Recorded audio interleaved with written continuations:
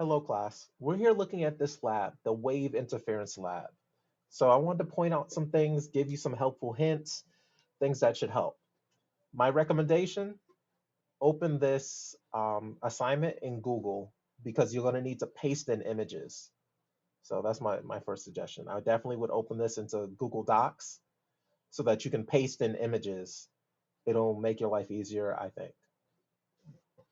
Two, you can click right here for the simulation link, or you can find the simulation link right in the Prezi.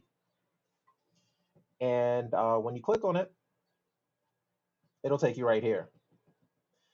Um, Now, the goal of this activity is to figure out which two waves interfered, superpositioned, and created this interference pattern.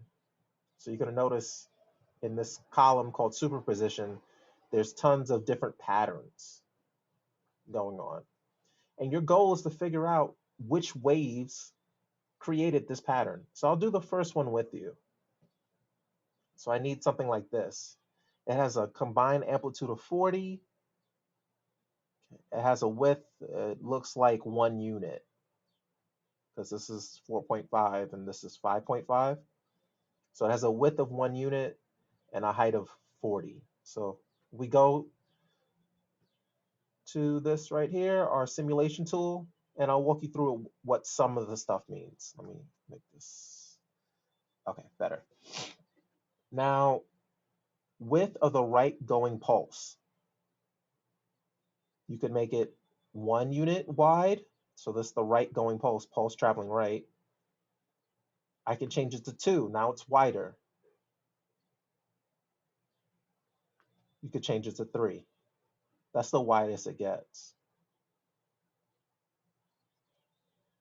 I can make the pulse positive, which means it's pointing upward and has an amplitude of positive 20, or I can point it downward and it has an amplitude of negative 20 by hitting the negative button. Now, just as a heads up for this activity, I only used triangle and squares. So you don't have to worry about the left or right triangles. I only use triangles and squares. Okay. So this new superpositioned wave has an amplitude of 40. That means that I had to have had constructive interference. They had to be in phase. So, and it also shows that they have a width of 1. So let me set that up. I want 1 unit, I want a triangle, and I want it to be positive.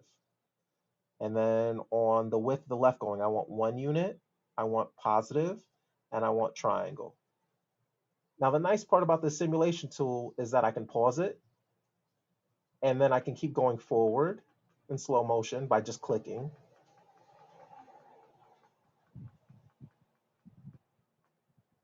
Perfect.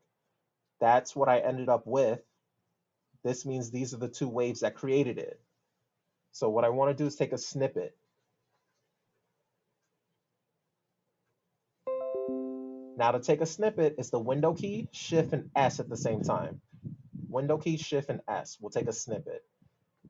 I want to paste that snippet right here. I can make it a little smaller, so I keep all the sizes the same. And the type of interference here is constructive.